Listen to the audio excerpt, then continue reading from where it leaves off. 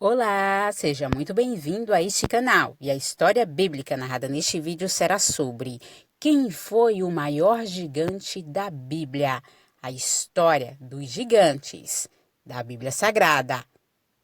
Já deixa o seu like e se inscreva neste canal. Vem comigo.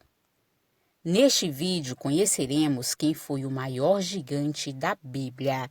Porém, antes é necessário entendermos quem foram os gigantes descritos na Bíblia Sagrada. Os gigantes descritos na Bíblia eram homens de grande estatura ou homens de grandes feitos. Isso porque algumas palavras hebraicas que podem ser traduzidas por gigantes também pode significar pessoas valentes e poderosas. De fato, a Bíblia fala que havia homens de grande estatura na antiguidade. Inclusive, o texto bíblico menciona o nome de alguns desses gigantes. Esses gigantes frequentemente estavam envolvidos em batalhas nos tempos antigos, por serem fortes e poderosos. Veremos agora 3 palavras hebraicas que aparecem no Antigo Testamento e que podem ser traduzidas como gigante. A primeira delas é a palavra hebraica Refaim. Os Refaíns eram um povo que vivia na região de Canaã e dentre os quais estavam muitos gigantes. A segunda palavra que pode ser traduzida por gigante é a do hebraico gibor. Essa palavra pode tanto ser referida a um homem grande em estatura, como também a um homem grande em feitos. Nesse último caso, seu significado diz respeito a um guerreiro ou a uma pessoa valente. A terceira palavra que também foi traduzida como gigante é o hebraico nefilim. Essa palavra aparece somente 2 vezes no texto bíblico do Antigo Testamento.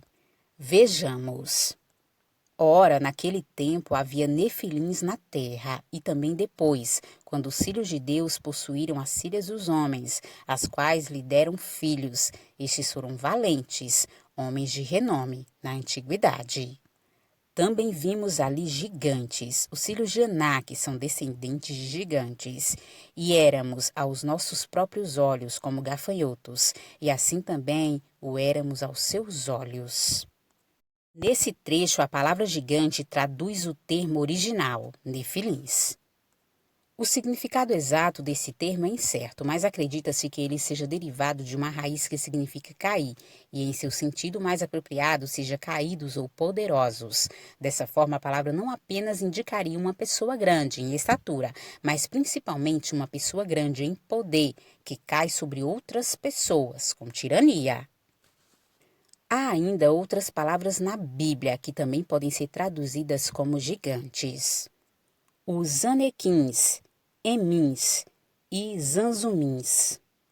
Existem muitas teorias sobre a origem dos gigantes na Bíblia. A maioria dessas teorias é proveniente de uma forma muito tradicional de interpretação do texto bíblico de Gênesis 6. O texto bíblico parece dizer que os gigantes surgiram do relacionamento entre as filhas dos homens e os filhos de Deus. Vejamos. E aconteceu que, como os homens começaram a multiplicar-se sobre a face da terra e lhes nasceram filhas, viram os filhos de Deus que as filhas dos homens eram formosas e tomaram para si mulheres de todas as que escolheram. Alguns estudiosos têm entendido que esses filhos de Deus eram anjos que tiveram relações com mulheres, e dessas relações surgiram os gigantes. Mas a ideia de que os filhos de Deus eram anjos caídos não é a única interpretação possível do texto de Gênesis. Textualmente, eles poderiam ser os descendentes piedosos de Sete, ou até mesmo os reis da época, que comumente eram chamados de filho dos deuses. Além disso, a palavra gigante em Gênesis 6 traduz o hebraico nefilim, que, como vimos, muito provavelmente significa caído ou poderoso. Então, dificilmente esse texto de Gênesis esteja explicando exatamente a origem dos gigantes em estatura.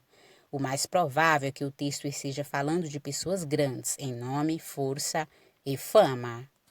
Porém, há outros textos bíblicos que notadamente falam da existência de gigantes nos tempos antigos, mas não devemos pensar nesses gigantes de uma forma muito exagerada. Os gigantes citados na Bíblia parecem ter sido homens que realmente tinham proporções anormais, cuja estatura poderia superar os 3 metros de altura, mas não muito mais do que isso. Na maioria das vezes que a Bíblia fala sobre os gigantes, eles são referidos no sentido coletivo. Por exemplo, os anequins e os refaíns. Os textos bíblicos literalmente dizem que os anequins eram os filhos de Anak, eram descendentes de gigantes, e nesse sentido os refaíns também são comparados a eles. Também vimos ali gigantes, filhos de Anak, descendentes dos gigantes, e éramos aos nossos olhos como gafanhotos, e assim também éramos aos seus olhos. Os Emins dantes habitaram nela, um povo grande, numeroso e alto como os gigantes. Também estes foram considerados gigantes como os anequins, e os moabitas os chamaram Emins.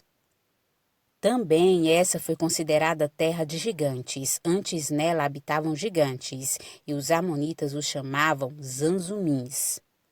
Um povo grande, numeroso e alto como os gigantes, e o Senhor os destruiu de diante dos amonitas, e estes os lançaram fora, e habitaram no seu lugar.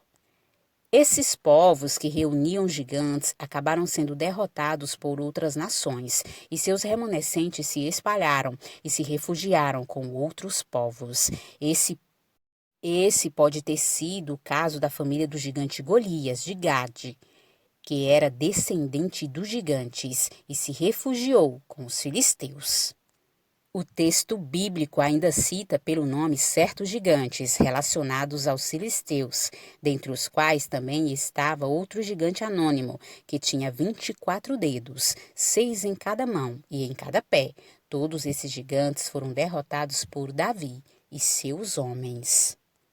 Agora veremos quem foi o maior gigante da Bíblia. Antes de todos esses gigantes, porém, a Bíblia fala de um homem chamado Og. Esse possivelmente foi o maior gigante da Bíblia. Sua cama ou sarcófago, dependendo da interpretação, tinha aproximadamente 4 metros de comprimento por 1,80 m de largura. Og era o rei de Bazã e era um gigante remanescente dos refaíns. Ele foi derrotado pelo exército de Israel, liderado por Moisés. O texto bíblico diz: porque só Og, o rei de Bazã, restou dos gigantes. Eis que o seu leito, um leito de ferro, não está porventura em Rabá dos filhos de Amon? De 9 côvados o seu comprimento, e de 4 côvados a sua largura, pelo côvado comum. Fazendo um comparativo entre Og e Golias, Golias certamente tinha por volta de 3 metros. Como a cama de Og era no comprimento de 4 metros, significa dizer que sua altura era um pouquinho menor. Ele era muito mais alto do que Golias. E essa foi a história dos gigantes da Bíblia.